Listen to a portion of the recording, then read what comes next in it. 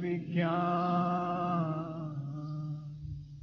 नमो ताहि जाते भये अरहंतादिमः जो विद्यादि सागर सुधी जो विद्यादि सागर सुधी गुरु हैं तैसी शुद्धात्म में निरत नित्य हितोपदेशी वे पाप ग्रीष्म ऋतु में जल हैं सयाने पूजूं उन्हें सतत केवल ज्ञान पाने पूजूं उन्हें सतत केवल ज्ञान पाने। बोले भगवान महावीर स्वामी की, आचार्य कुंद कुंद स्वामी की, आचार्य गुरुवर विद्यासागर मुनि महाराज की।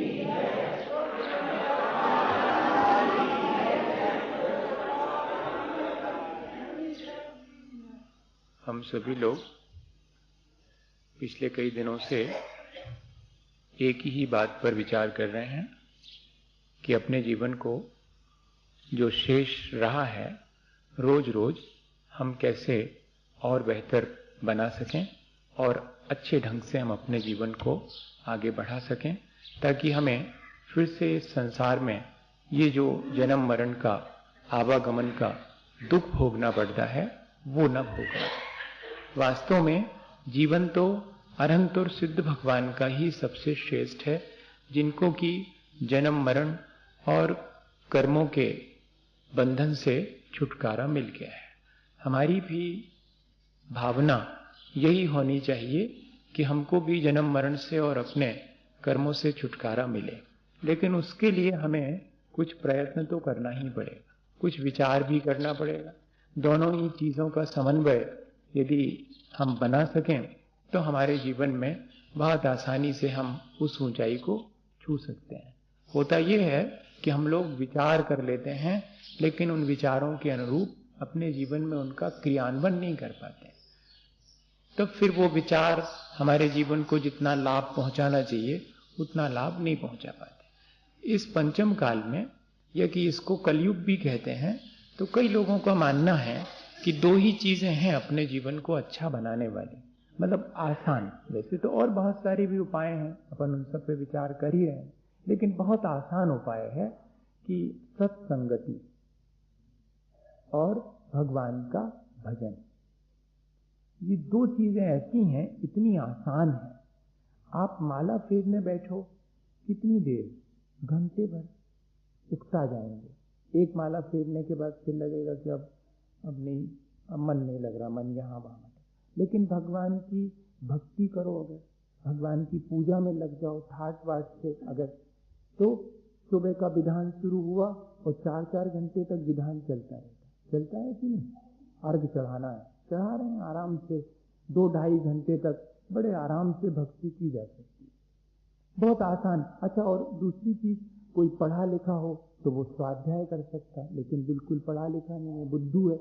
अब मान लो आंख भी नहीं है उसकी, अच्छा इतना भी सपोज करो कि आंख भी नहीं उसकी, तब भी वो आसानी से और लोगों के साथ भक्ति में शामिल हो सकता। बिना पढ़ा लिखा भी अपने इस भक्ति के माध्यम से कल्याण का उपाय कर सकता। उस सत्संगति, भले लोगों की संगति में बैठना, उनकी सेवा करें, ये बहुत आसान से उपाय हैं अपने जीवन को अच्छा बनाने। आचार्य भगवंतों ने इसके लिए दयावृत्ति शब्द रखा है। इससे तीर्थंकर प्रकृति भी बनती है, ये एक तप भी है और ये शावक का एक धर्म भी है। देखो, तपस्या करेंगे मुनि महाराज, उनके लिए दयावृत्ति तप के रूप में, और व्रतों के रूप में पालन करेंगे शावक, इसलिए उनके लिए दयावृत्ति नाम का शिक्षा व्रत है। कैसे साधु संगति और साधु जनों की सेवा और भगवान की संगति और भगवान की सेवा, इसका मौका कैसे मिले, इसके लिए एक व्रत ही रख दिया साधु के जीवन में, श्रावक के जीवन में, और साधु को कहा कि तुम यदि ऐसा करते हो तो ये तुम्हारी तपस्या है। और अगर कोई चाहे कि सबका नेता बनना है, आज वैसे भी सब लोग नेता बनना चाहते है ना। अभी कह रहे थे कि राजस्थान के एक नेता बन गए बहुत यहीं से, है ना। तो अपन बनना चाहें अगर तो अपने यहाँ तो कहते हैं कि हम तो आपको नेता बनने के उपाय बता सकते हैं। आचार्य भगवंत नेता बनने के उपाय बताते। कौन से वाले नेता? मोक्ष मार्गस्थ नेतारम। मोक्ष मार्ग के अगर नेता बनना चाहते हो, तीर्थंकर बनना चाहते हैं अगर मोक्ष मार्ग के, तो उसके 16 कारण भावनाओं में साधु समाधि या भैया व्रत, इस तरह की एक भावना रखी है जिससे कि हम नेता बन सकते हैं, मोक्ष मार्ग के प्रवर्तक बन सकते हैं। तो ये बहुत महत्वपूर्ण चीज है, साधु संगति और साधु जनों की सेवा और भगवान की भक्ति या भगवान की सेवा। अब भगवान की सेवा का ढंग अलग है, उनकी पूजा करना ही उनकी सेवा है। इसलिए आचार्य समंतभद्र स्वामी के चरणों में बैठो तो वो कहते हैं दानम पूजा ये जो है दैया व्रत ही है, दोनों अलग अलग नहीं है। दानम वैयाव्रत्यम धर्माय तपोधनाय गुण निधये अनपेक्षितोपचारो प्रक्रियमग्रहाय विधवेन। आप 4 प्रकार का दान दो और साधु जनों की सेवा करो। यही श्रावक के लिए दैया व्रत नाम का व्रत है। ये उसे व्रत की तरह, संकल्प की तरह कि मैं तो यह संकल्प लेता हूं जीवन भर साधु जनों की, सज्जनों की सेवा करूंगा और इनके द्वारा अपने जीवन को अच्छा बनाने की शिक्षा ग्रहण करूंगा। जिस व्यक्ति की संगति करते हैं उस व्यक्ति से वैसी शिक्षा मिलती है। भले व्यक्ति की संगति करेंगे भली शिक्षा मिलती, सब जानते हैं। खोटे व्यक्ति के साथ में बैठेंगे तो अगर अपन नहीं भी खोटे हैं तब भी खोटे कहलाएंगे। शराब की दुकान पर बैठ करके और आप अगर अपनी बोतल में और पानी और दूध भी पी रहे हो तब भी यही माना जाएगा कि समथिंग इज रॉन्ग, कुछ गड़बड़ है मामला है। क्यों? उसकी संगति का असर पड़ेगा। पानी अगर धूल में गिर जाए तो वही पानी कीचड़ बन जाता है, और अगर गन्ने के पेड़ में गिरे तो मीठा हो जाता, नीम के पेड़ में गिरे तो कड़वा हो गया वही, और अगर वो सीप में गिर जाए तो, ये सब जानते हैं।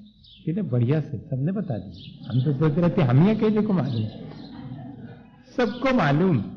लेकिन मजा यही है अपने साथ में कि इतना जानने के बाद भी अपने जीवन को धूल में ही गिरा देते हैं। किसी सीप में मोती बनाने के लिए भी हमारे पास सामर्थ्य है, वैसा विचार नहीं करते हैं। बस इतना ही फर्क है। अपने को ये विचार करना चाहिए कि मेरे जीवन को मुझे यदि अच्छा बनाना है तो मुझे संगति भी अच्छे लोगों की ही करना चाहिए, जिससे कि मेरे अच्छे बनने के लिए मुझे हमेशा प्रोत्साहन मिलता रहे।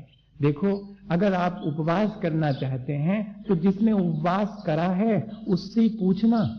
जिसने कभी करा नहीं उससे पूछोगे, वो कहेगा अरे होता नहीं है, होता तो हम नहीं करते क्या, आज तक नहीं किया, होते ही हो नहीं सकता, भूख लगाएगी। और अच्छा सुनो, अगर खाने की इच्छा हो जाए, नहीं भी खाओ तो खाने के बराबर है, और हो ही जाती। सबको देख लो, जितने उपवास करते हैं सबकी खाने की भावना हो जाती, कोई फायदा नहीं। वो फौरन ये जवाब देगा। और जिसने उपवास का आनंद लिया होगा उससे पूछो कि कर लूं क्या, वो कहता कर लो, हम भी कर लेते हैं साथ में, और कुछ भी नहीं होगा। शाम तक तो देख लेना, फिर उसके बाद थोड़ी बहुत इच्छा हो जाएगी, कोई बात नहीं, फिर अपन उसको और जीत लेंगे धीरे धीरे करके। और वो हमेशा दिन भर में 4 दफे पूछेगा कैसा रहा, पीठ थपथपाएगा। इससे क्या मालूम पड़ता है? इससे मालूम पड़ता है कि यदि हम अपने जीवन को वाकई अच्छा बनाना चाहते हैं तो हम उन लोगों के बीच, आचार्य श्री ने एक वाक्य कहा था, वो जीवन के लिए बहुत बड़ी दिशा देने वाला बात, दिन भर में एक बार मैं उससे याद कर लेता हूं। उन्होंने कहा, हमेशा अपने विचार के लोगों के साथ रहना। अपने विचार के लोगों के साथ रहोगे, मतलब आपके विचार श्रेष्ठ हैं तो आप अपने विचार के लोगों के साथ रहो, श्रेष्ठ विचार, तो आपको स्ट्रगल नहीं करना पड़ेगा, संघर्ष नहीं करना पड़ेगा। अगर विपरीत विचार वाला होगा, वो अपनी तरह से अपने विचार रखेगा, नहीं ऐसा नहीं ऐसा है, तब संक्लेश ही होगा। एक ही वाक्य में हम जिस तरह हम सच्चे देवगुरु शास्त्र को मानते हैं, हमारी उन पर श्रद्धा है, तो हम अपने ऐसे विचार रखने वाले, श्रद्धा रखने वाले, ज्ञानवान, चारित्रवान के साथ में रहेंगे तो हमारे जीवन में उससे शिक्षा मिलेगी। वैयावृत्ति का उद्देश्य भी यही है। विशेषताएं रखी हैं, वैयावृत्ति कैसे करना, किसकी करना, किस भावना से करना, इसको जरा सा अपन समझ लें। और वैयावृत्ति में क्या क्या शामिल है। वैसे वैयावृत्ति के मायने हैं सेवा शुश्रूषा, लेकिन सामान्य सेवा शुश्रूषा और वैयावृत्ति में अंतर क्या है? आप जब वैयावृत्ति के मायने सेवा मानते हैं तो सेवा तो सभी धर्मों के लोग करते हैं, तो फिर आपके वैयावृत्ति शब्द रखने का मतलब क्या है? तब फिर क्या कह रहे हैं? धर्माय, तपोधनाय, गुण निधये, अनपेक्षतोपचारो पक्रिय अग्रहाय वैयावृत्यम। वैयावृत्ति के मायने ये नहीं है कि जिस चाहे की सेवा करने लगो। हां, वैयावृत्ति के मायने हैं तपोधनाय, गुण निधये, अग्रहाय। सेवा तो करूंगा, लेकिन किसकी? तप ही है धन जिनका, ऐसे तपोधनों की सेवा करो। तप के मायने क्या है? जो कि जाकर के धूप में खड़े हो वो तपस्वी।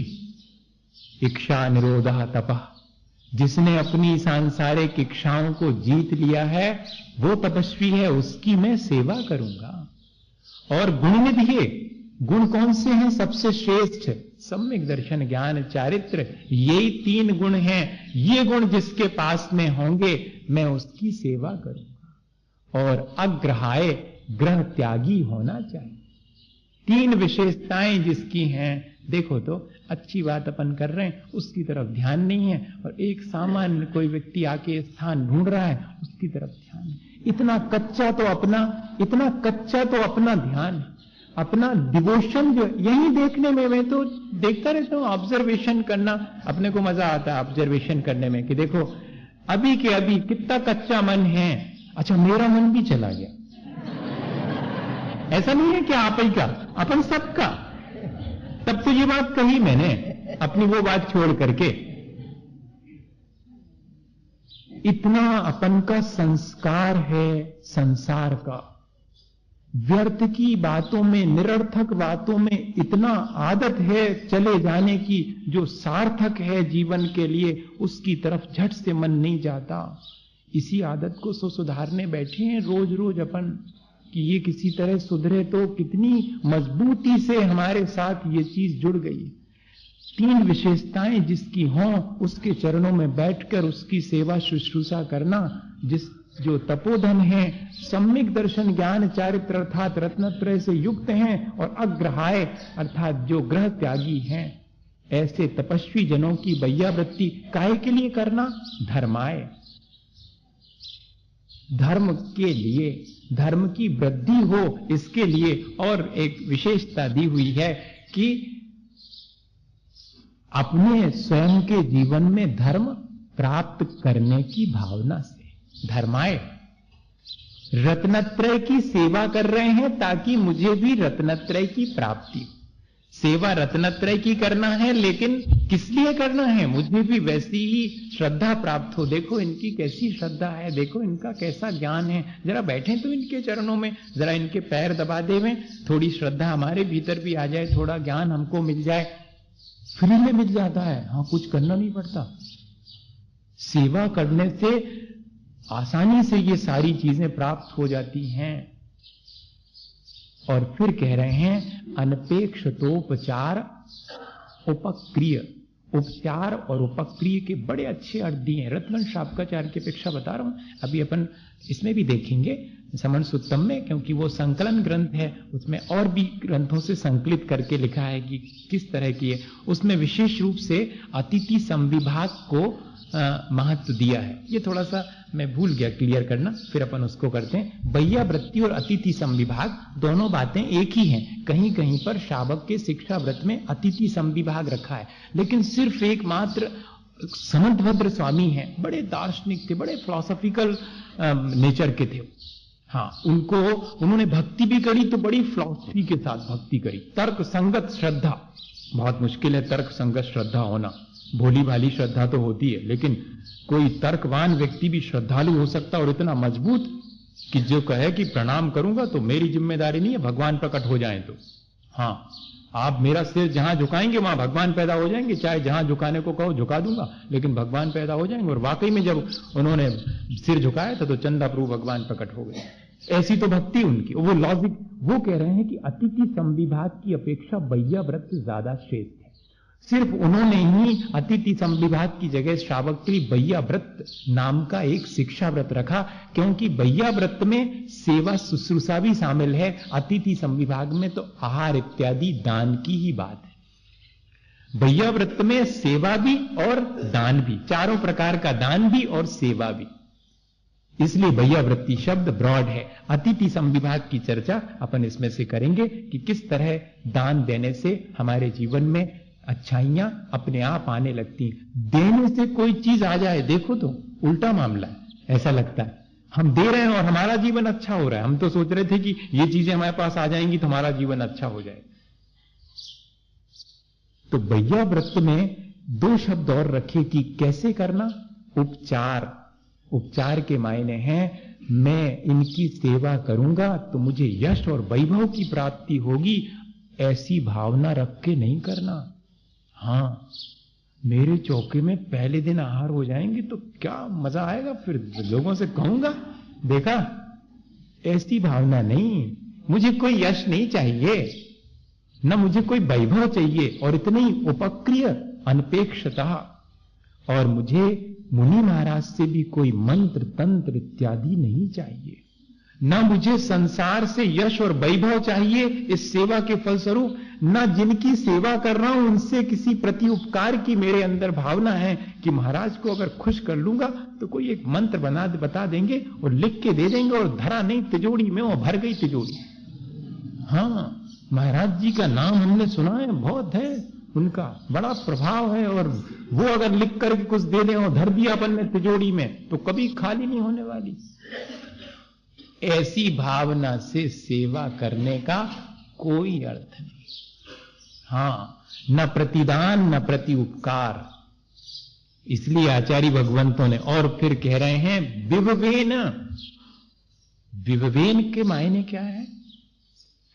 जैसी विधि है वैसी विधि, और जैसा द्रव्य देना चाहिए वैसा विधि, द्रव्य दात्री पात्र विशेषा तद विशेषा।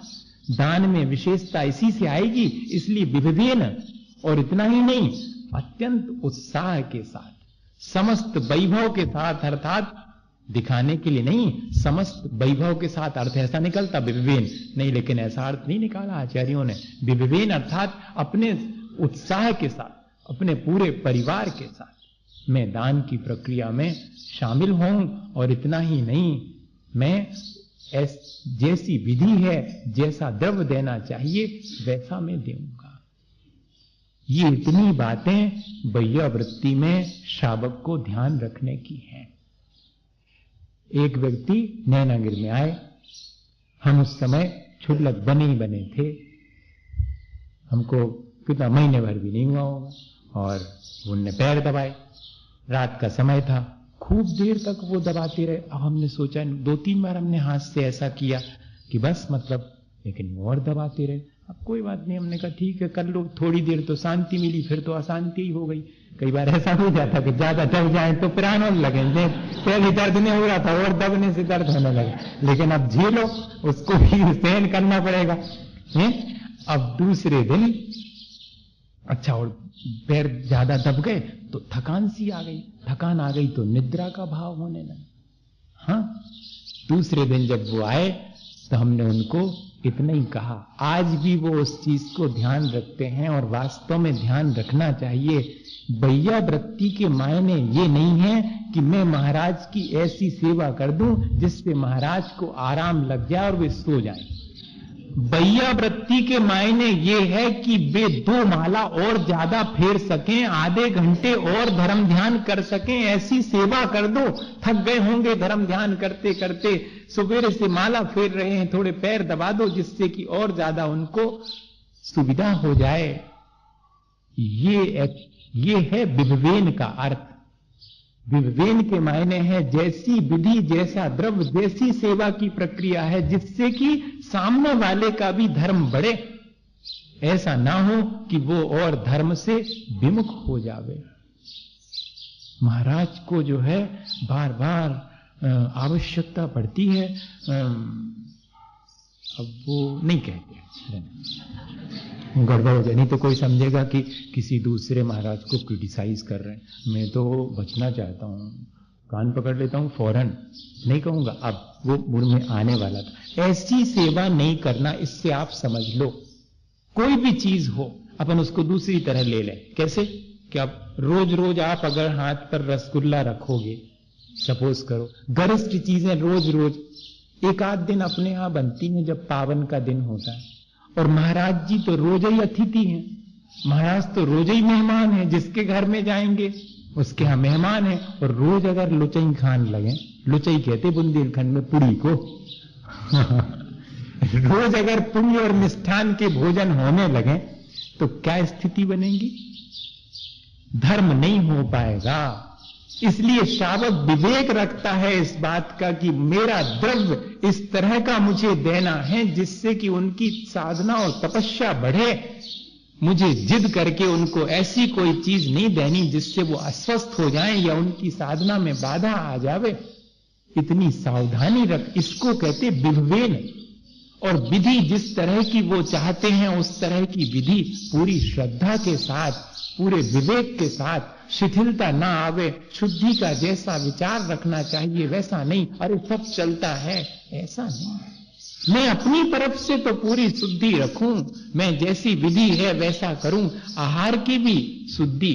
अभी जो है सुनने में आया था, किसी ने मेरे को कहा कि महाराज, एक ने तो कहा था कि महाराज आप जिनसे आहार ले रहे हैं उनका आचरण अच्छा नहीं है ना, एक दिन।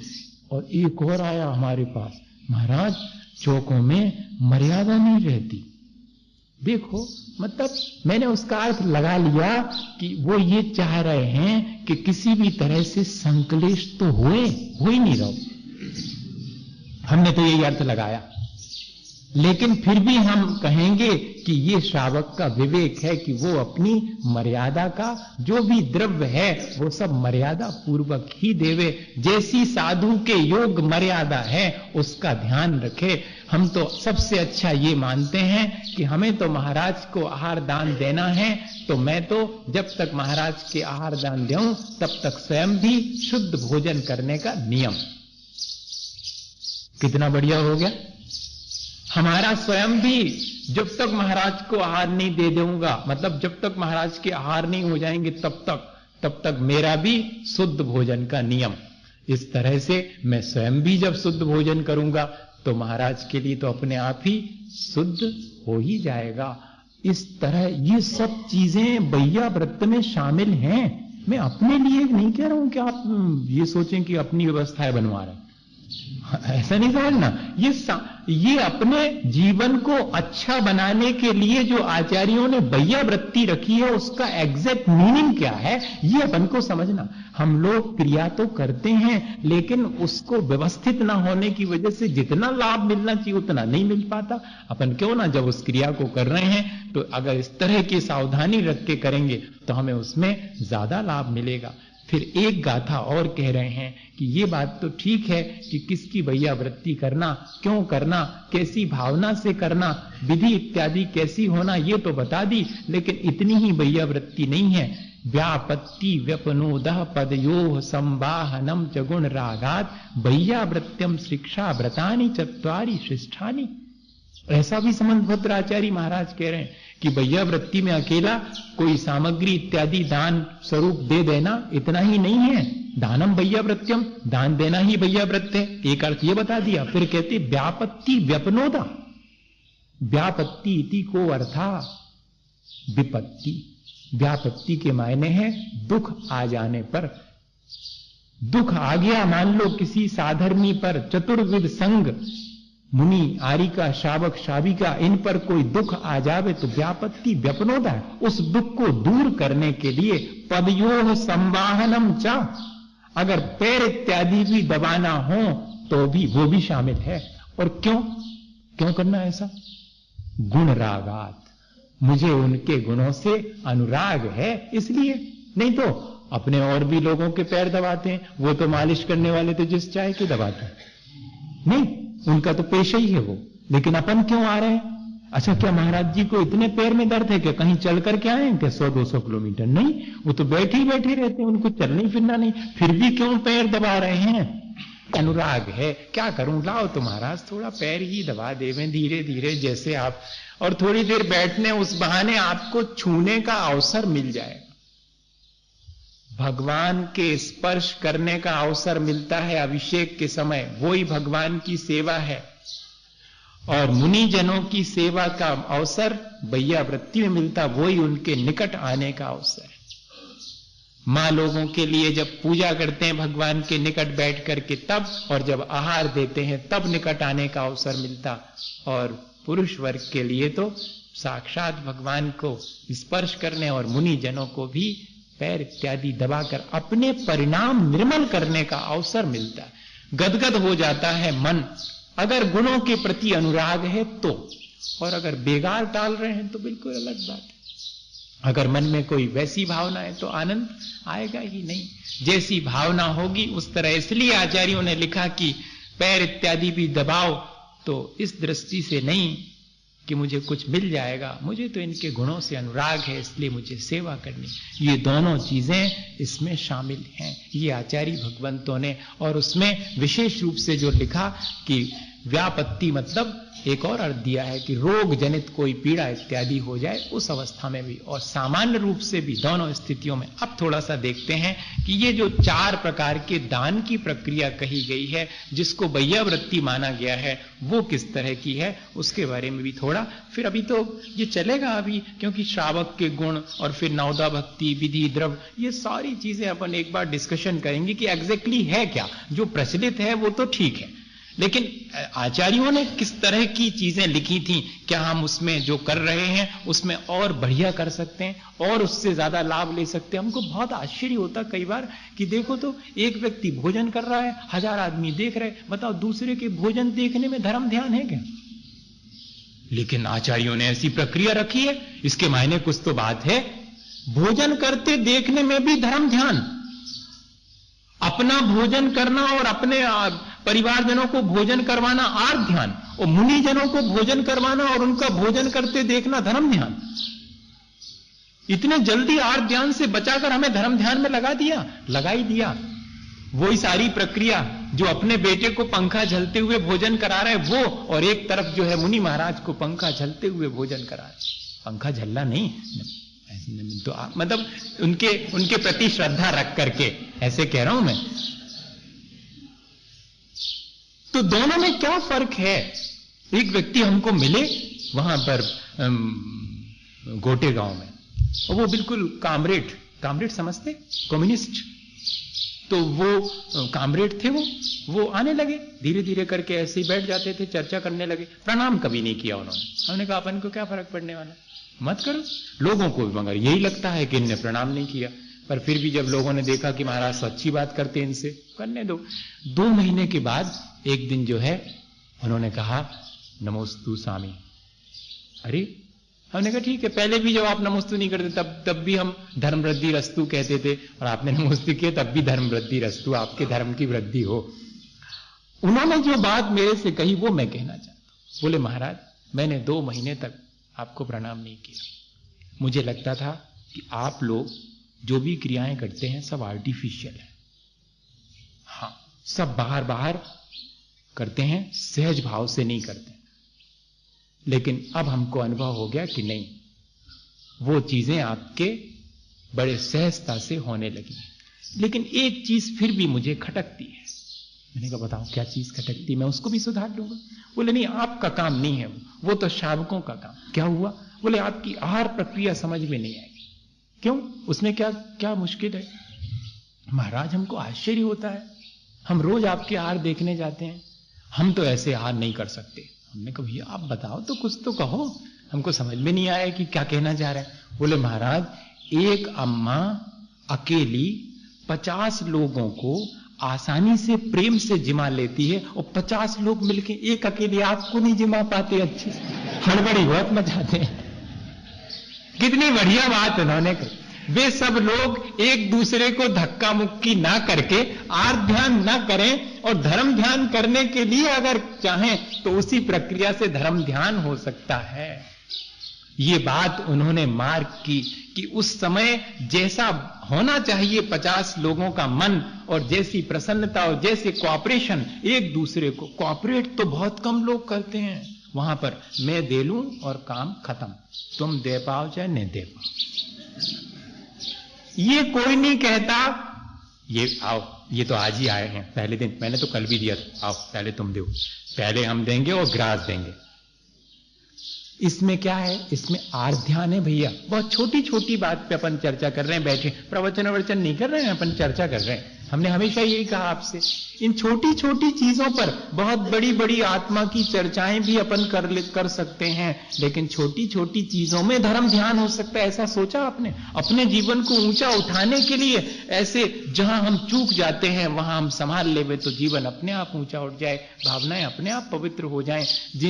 जिन आसान तरीकों से भावनाओं को पवित्र किया जाता है, उन आसान तरीकों से ना कर पाएंगे तो कठिन कठिन तरीके से भावनाओं को पवित्र कैसे करेंगे? वहीं पर खड़े खड़े होकर अपनी भावनाओं को हम कलुषित करना चाहें तो कलुषित कर सकते हैं, और वहीं खड़े होकर के अपनी भावनाओं को उज्जवल करना चाहें तो उसी निमित्त से उज्जवल कर सकते हैं, और दोनों चीजें देखने में आती हैं। उसी प्रक्रिया के दौरान लोग अपना मन कलुषित करते पाए जाते हैं, और उसी प्रक्रिया के दौरान छोटे छोटे बच्चे हर्ष कमा करके और वापस चले जाते। बड़े बड़े लोग एक दूसरे को देख करके ईर्ष्या करके, मात्सरी करके, संकलेश करके लौट जाते। मैंने ये देखा है। आचार्य श्री के पास की घटना बताऊं, सिद्धवरकूट की, जल्दी समझ में आ जाएगा, लेकिन 9:15 तो बज ही गए। इसमें से गाथाएं भी पढ़नी है, हम 2 दिन से भूल जाते हैं। अब लेकिन वो आचार्य श्री वाली घटना पहले सुना देते हैं, फिर बाद में ये, क्योंकि वो भूल जाएंगे, ये तो भूल भी जाएंगे, तो इसमें से पढ़ नहीं अकेला है। तो क्या हुआ, सच्ची घटना है 96 की, और उन व्यक्ति ने मुझे सुनाई। वो विदिशा से वहां पहुंचे सिद्धवरकूट, और वहां देखा तो आचार्य श्री बैठे हुए थे मंदिर में, और उनके पास 5-7 लोग बैठे चर्चा कर रहे थे, और आचार्य श्री बढ़िया उनसे बात कर रहे थे। बाकी बाहर एक टेबल लगा दी गई थी, दर्शन करने वाले दर्शन करके चले जाएं, डिस्टर्ब नहीं करें। ये भी बाहर खड़े हो गए, देखना मजा। बाहर खड़े होके, अब भैया वो चर्चा चल रही है, अपन काहे को भीतर डिस्टर्ब करो, यही सेवा है। हाँ, अनुकूल वातावरण बनाना धर्म ध्यान का ये सेवा है। तो उन्होंने बाहर से खड़े होकर के कि अच्छी चर्चा कर रहे हैं, अपन को थोड़ी बहुत सुनाई पड़ेगी, अपन यहीं से सुनो, काहे को वहां जाकर के डिस्टर्ब करो। जब टेबल लगी है इसका मतलब है कि सबको अंदर जाने की परमिशन नहीं है, एक कॉमन सेंस की बात। वो बाहर खड़े हो गए, उनके बाजू में एक और खड़े हैं, दोनों जन। अब वो ये सोच रहे हैं कितना सौभाग्य इन 5-7 लोगों का, ये कहां के लोग हैं, ये फैमिली कहां से आई है, आचार्य श्री से इनको बात करने का सौभाग्य मिला। उतने में ही सुनाई पड़ा कि उसमें से किसी एक बिटिया ने आजीवन ब्रह्मचर्य, अरे वाह, इन्होंने तो आजीवन व्रत ले लिया, इसीलिए आचार्य श्री ने इनको बात कर रहे हैं इनसे, बड़ा अच्छा है, अपन को कम से कम इतनी चर्चा सुनने का सौभाग्य मिल गया। दूसरे जो बाजू में खड़े हैं उनकी प्रतिक्रिया देखना, वो इनको अनजान जान करके क्या कह रहे हैं, कल हम तो सोच रहे थे कि धर्म के क्षेत्र में पक्षपात नहीं होता होगा, यहां भी इतने बड़े आचार्य के पास आके देखा हमने, अपन लोगों का कछु आदमी नहीं है का, अपन बाहर खड़े, और ये देखो 5 लोग भीतर बैठे इनसे बातें कर रहे हैं, का अपन क्या वो है क्या? भैया हमने तो सब जगह देख लिया जाकर के, सब ऐसा ही है, क्या धरा है इसमें? देखो आप, वो ये सोच रहे हैं कि बहुत सौभाग्य कि इन 5 से बात करते आचार्य श्री को मैं सुन पा रहा हूं, देख पा रहा हूं, और अब भी ये 5 बाहर निकलेंगे तो मैं तो पैर छू लूंगा इनके, कि सौभाग्य आपका कि आपको 2 शब्द बोलने सुनने मिले। और वाकई में जब वो 5 निकले तो इनने बताया कि हमने उनके पैर छू लिए। वो लेकिन वो व्यक्ति पैर क्या छूना, वो तो कसमसा रहा है भीतर। अब इतना ही नहीं, खत्म नहीं हुई बात, अभी आगे बढ़ी। वो पांचों जन जल्दी से 16 के कपड़े पहन के और खड़े हो गए पड़गाने, और आचार्य महाराज निकले और उनने चूंकि व्रत लिए हैं तो उनके पास जाकर के पड़गाए भी गए। अब तो वे जो व्यक्ति थे अब तो बिल्कुल कभी नहीं आएंगे, देख लिया हमने सब, उन्हीं से बात कर रहे थे और सीधे उन्हीं के त्योहारों को चले गए। और मालूम जिन व्यक्ति ने मुझे बताया उनने क्या किया, उनने एक तो उनके पैर छू लिए थे, सो पैर छूने से हो गया परिचय। सो उस परिचय का लाभ ये मिला कि उन्होंने कहा कि तुम भी हमारे संगे पड़गाए भी खड़े हो जाओ। सो ये भी उतई में शामिल थे, सो इनको भी पड़गाने मिल गया और इनको भी दान देने, आहार देने मिल गया। बात समझ में आ गई? प्रक्रिया वही है, सब कुछ वही है। आपके भीतर जैसी भावना, आप उसी में से धर्म निकालना चाहें तो धर्म ले सकते, और उसी में से संक्लेश कमाना चाहें तो संक्लेश कमा सकते हैं। ये प्रक्रिया है। आचार्य भगवंतों ने इस तरह से श्रावक को जो क्रियाएं कर रहा है, सुबह से शाम तक उसकी क्रियाओं को धर्म ध्यानमय बनाने के लिए शायद ये ऐसी प्रक्रिया रखी हुई है। इसका लाभ अपन कितना ले पाते हैं ये अपन को देखना चाहिए। फिर अपन एक आध और उदाहरण देख लेंगे, ध्यान आ जाएगा। अभी तो आपका सौभाग्य है कि एकदम, मैं तो सोचता हूँ सवेरे से बहुत मेहनत कर रहा हूँ मैं, आप ये नहीं समझना आपको, क्योंकि इतनी सारी चीजें और ध्यान में, और इतने दिन से लगातार, और अभी मेरे सामने पूरा टाइम अभी बाकी बचा, सब एकदम दिमाग में सेट करके रखा है कि ये चीजें पूरी। लेकिन अपने को क्या करना, अपने को ज्यादा से ज्यादा जितना बने उतना सीख करके अपने जीवन को परिवर्तित करना भैया, और कुछ नहीं। मेरे को बहुत जानकारी है, ऐसा ना मुझे अहंकार आना चाहिए और ना आपके अंदर इस तरह का आना चाहिए भाव। अपने को तो सिर्फ अपने कल्याण का भाव है, इतना ही ध्यान में रखने की प्रक्रिया है। और इससे अपन को स्वयं भी इन सब चीजों को जानने की रुचि जागृत होनी चाहिए। मैं कोई ऊपर से सब जान करके थोड़ी आया था, मुझे संस्कृत नहीं आती थी। मैं आज आचार्य को हमेशा जब भी संस्कृत पढ़ता हूँ, कोई भी बात पढ़ता हूँ और उसका अर्थ समझाता हूँ, फौरन याद आ जाता कि कैसे उन्होंने स्लेट पेंसिल लेकर के पहले ही दिन स्लेट पेंसिल आई थी कि लिखो छोटा आ धन छोटा बराबर बड़ा आ, संधि स्वर संधि, यहां से पढ़ाना शुरू किया। 1 साल तक लगातार, 1 साल तक संस्कृत। बस अब तुम्हें किसी से नहीं पढ़ना पड़ेगा, कम से कम पढ़ तो सकोगे, अर्थ निकाल सकोगे, बस इतना ही, और ज्यादा नहीं करना। लिखने लिखने का बहुत लिखा है आचार्यों ने संस्कृत में, बस उनके अर्थ लगा सको और अपना कल्याण कर सको, इतना ही पर्याप्त। ये शिक्षा भी लेना भैया। इन ग्रंथों को बीच बीच में इसलिए कोट करता हूं कि ये सब आचार्य भगवंतों ने उपकार करके अपन को भी इसमें रुचि लेकर के और पढ़ना चाहिए। जब और बहुत सी चीजें पढ़ते हैं तो ये 2-3 गाथाएं, इनका अर्थ अपन देखें। अन्नाइनम शुद्धानम कप्पनिचान देश काल जुत्तम दानम जैन मुचियम गिहीन शिक्षावयम भणियम। प्राकृत भाषा में ये लिखा, आचार्य महाराज ने हिंदी किया। 2 शुद्ध अन्न यति को समयानुकूल देशानुकूल प्रतिकूल कभी न भूल, तो संविभाग अतिथि व्रतयों बनेगा, रे स्वर्ग मोक्ष क्रमवार अवश्य देगा। यदि हम सबसे पहले क्यों ये लिखा, 4 प्रकार के दान में सबसे श्रेष्ठ दान सभी आचार्यों ने एक मत से कहा है आहार दान। 4 प्रकार के दान में सब आचार्य एक मत है और वो कहते हैं कि आहार दान ही सबसे श्रेष्ठ है। कल शाम को भी मैंने कहा था, आचार्य भगवंतों ने तो यहां तक लिखा कि आहार क्या दिया, मानो मोक्ष मार्ग दे दिया, क्योंकि उसके द्वारा एक ग्रास के द्वारा पूरे दिन धर्म ध्यान होने वाला। वही अगर सामान्य व्यक्ति ग्रहण करे तो क्या करेगा, दिन भर राग द्वेष करेगा। और वही व्यक्ति अगर चतुर्विध संघ में मुनि आर्य का श्रावक श्राविका के द्वारा ग्रहण किया जाए तो वही धर्म ध्यान में निमित्त बन जाता है। इसलिए कह रहे हैं कि शुद्ध आहार दान देना चाहिए यतिजनों को। कैसे? समयानुकूल, देशानुकूल, प्रतिकूल कभी भी नहीं, प्रकृति के विरुद्ध नहीं देना। ये यतिथि संविभाग है। इससे क्या होगा? इससे पहले स्वर्ग मिलेगा, फिर मुक्ति भी होएगी।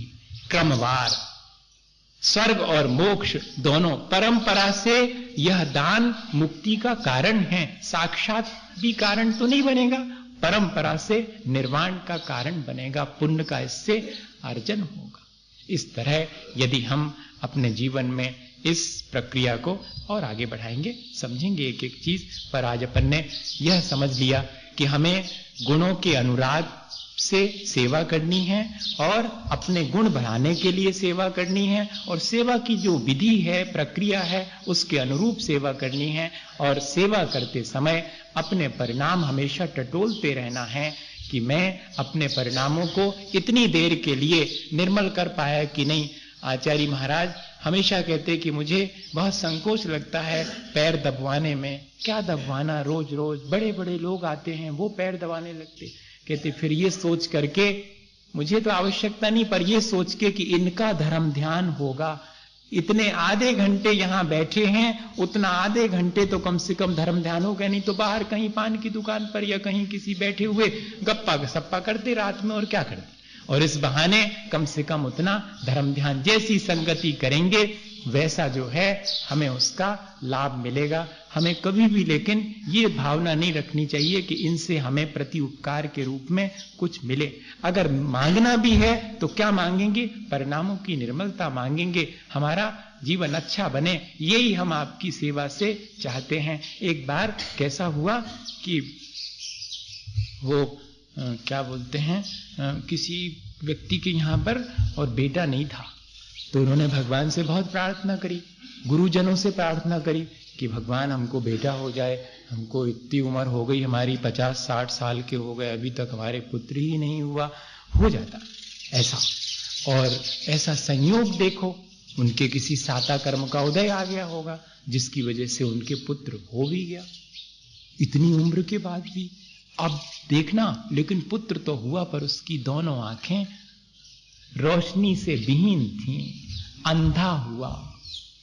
अब क्या करें? चलो कम से कम हुआ तो उसको पढ़ने लिखने के लिए अंधों का जो स्कूल होता है उसमें भेज दिया, वहीं रहेगा। 12-15 साल वहां रह करके और पढ़ लिख करके लौटा, लेकिन आंख तो नहीं लौट सकती। आकर के सबसे पहले उसने, बड़ा हो गया था, समझदार, आकर के उसने कहा, पिता क्या आपके भी आंखें नहीं हैं? अरे नहीं नहीं बेटे, हमारे तो रोशनी है आंखों में, तुम्हारी मां को भी है रोशनी, बस वो तो पता नहीं क्यों तुम्हारे लिए आंखों की रोशनी नहीं मिली। नहीं पिता, मुझे लगता है कि आपको भी आंखों में रोशनी नहीं है। क्यों? मैं तो बिल्कुल भला चंगा हूं, आंखों से देखता हूं। नहीं, लगता तो मुझे भी है कि आप भी अंधे हैं। अरे ऐसी कैसी बात कर रहा है तू? हम तो सब देख, हम कैसे हम विश्वास दिलाएं? तेरे आंख होती तो तू देख लेता कि हमारे तो आंख दुरुस्त है। नहीं, मुझे लगता है कि मेरी आंखें नहीं होने का कारण यही है कि आप भी अंधे हैं, तभी तो आपने भगवान से मुझे मांगा। भगवान से भगवान ही को मांग लेते तो शायद आपको मैं आंख वाला मिल जाता। ये आपका अंधापन ही तो है जो आपने संसार मांगा है। अगर आप परमार्थ मांग लेते उन भगवान से तो शायद आपका और मेरा दोनों का कल्याण हो जाता। छोटी सी घटना है, लेकिन बड़ा संदेश देती है कि अपन क्या चीज मांगे कि आपके जैसे गुणों की प्राप्ति हो। भगवान, मुझे और कुछ भी नहीं चाहिए। चाहिए भी है तो क्या चाहिए? अपने परिणामों की निर्मलता। अपने परिणामों की निर्मलता से मेरे सब काम आसान हो जाएंगे। जब पुण्य का अर्जन होगा, पाप की निर्जरा होगी, तो सारा आसान हो जाएगा। वो तो मांगने की जरूरत ही नहीं। मैं धान की खेती करूंगा तो पाल तो फोकट में मिलेगी, चावल तो मिलेगा ही मिलेगा। ऐसी भावना से यदि हम ये सारी दान की या सेवा की वृत्ति रखते हैं तो हम सबको अधिक लाभ होगा और हमारा जीवन अच्छा बनेगा। इसी भावना के साथ बोलिए आचार्य गुरुवर विद्यासागर मुनि महाराज।